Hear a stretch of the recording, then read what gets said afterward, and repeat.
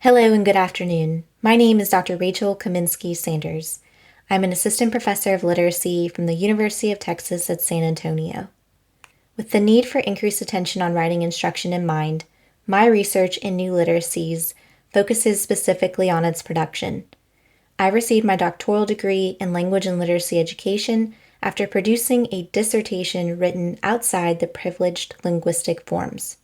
I seek to broaden the types of scholarly research compositions accepted within higher education, an area I feel is imperative to advancing academic research and the ever-broadening practices of literacy. As a language and literacy education scholar, I'm here today to discuss the paradox surrounding literacy practices in higher education, particularly the products of dissertations, and the making of a new literacies one. We'll be taking a close look at the diverse writing processes that support research in other language forms. First, let's discuss what we mean by the word literacy.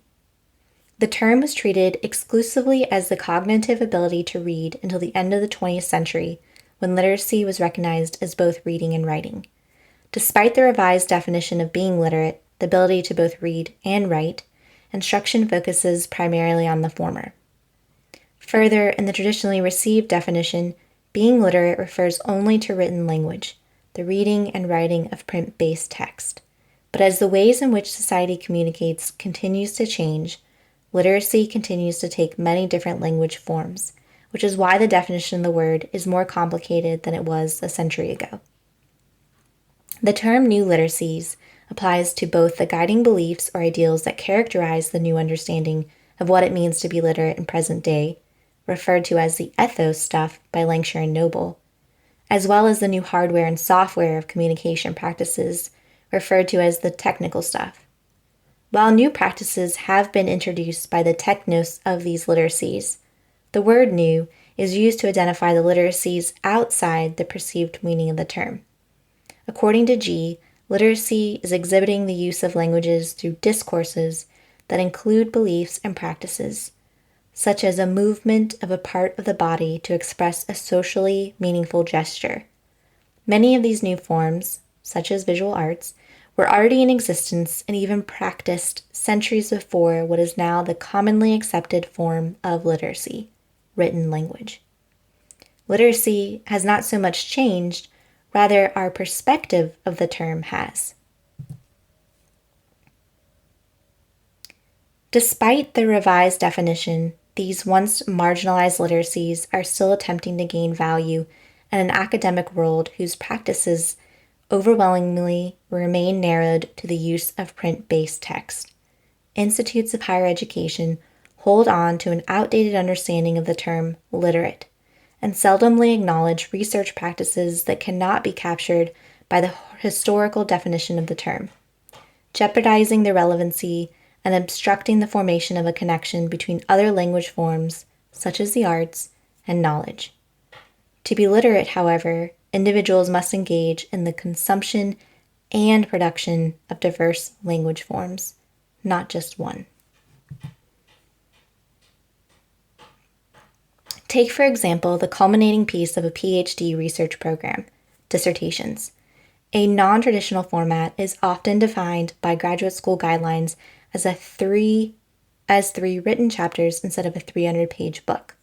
While there are a growing number of dissertations encompassing mediums, like rap albums, graphic novels, plays, etc., that extend beyond the classrooms where students are trained to meet the skills demanded in the 21st century, academia continues to emphasize written research or print-based text, even though the term text is not limited to written language. There are very few, if any, research studies written, broadly defined, predominantly outside of written language forms. In fact, arts-based researchers are often required to make hybrid products, submitting a traditional paper in addition to a creative work in order to be accepted as scholarly work. For example, Hannah Blevins Harvey's dissertation was a 455-page write-up of a performance study. Dissertation hybrids like Harvey suggest a new literacy practices, such as works of art, are only acknowledged by institutes of higher education as intellectually valid if presented through traditional literacy practices. Put another way, other language forms are only acknowledged as intellectually legitimate if presented through written language. As Hughes and Weigel argue, such practices reflect the not-enoughness discourse prevalent in the academy. Hughes was required to reformat her own dissertation, written as a magazine publication, at the time a radical departure from tradition. Cultural interventions have already begun. Scholars like Susanis and Carson provide important examples of how non-traditional dissertation forms enable individuals to produce research products that accommodate diverse ways of thinking and extending literacy practices beyond academic silos. Yet both remain within the practice of the written language, while none exist solely outside of it. Because writing is no longer considered to be fixed to one linguistic form, the term research can no longer be confined to the formulaic structure of print-based text, often privileged in higher education. An important step to redefining the term research will be widening the literacy practices doctoral students interact with. As the culmination of a PhD research program, the dissertation should push scholars to move outside familiar, well-beaten paths in order to gain new perspectives that enable new questions and the possibility of change.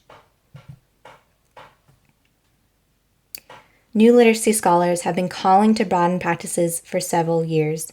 Still, these scholars dedicated to the study of new literacies use the same written-based argument they are hoping to break out of, bringing attention to the contradiction even within their field.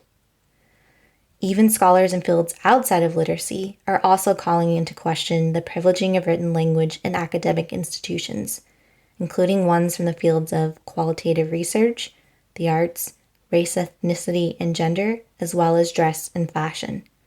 An indication that the need for expanding literacy practices is not localized to a specific field, but is interdisciplinary and crucial to advancements in academic research. Because research is so much based in reading and writing practices, an emphasis on the new understanding of the term would be meaningful to all scholars. Perhaps then perspectives about its perceived meaning can change.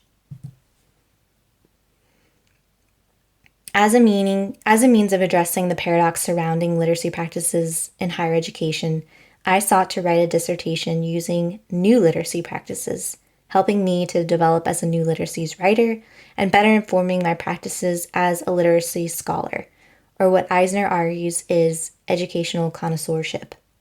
My dissertation and defense opened to the public as a pop-up exhibition at a local art museum. Writing a new literacies dissertation required the support of a new literacies writing process. The writing process is a series of actions in which the writer must struggle with the details, wrestle with the facts, and rework raw information and dimly understood concepts into a language they can communicate to someone else.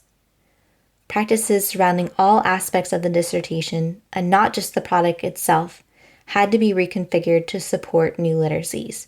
From the selection of my advisory committee members to the assortment of the coursework in my program of study, from the writing of the prospectus to the publication venues of such work.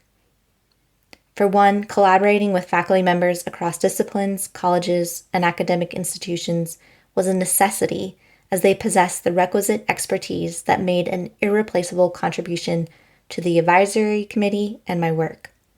Therefore, the selection of its members included scholars from the fields of language and literacy education, qualitative research studies, dress and fashion, as well as the arts and humanities. Additionally, research into non-traditional research outlets that can accommodate the inclusion and subsequent dissemination of new literacy forms that require the active, visual, and spatial complexity to produce the nonlinear compositions of knowledge is imperative. As a nationally recognized educational program and research institutions, museums can potentially provide the partnership institutes of higher education require in order to engage in the production of diverse forms of communication that can impact educational programming and policies. My internship with the head of the exhibition design at Georgia Museum of Art enabled extensive opportunities for institutional and public collaboration, and an escape from the academic silos. Let us now take a look behind the scenes at this work.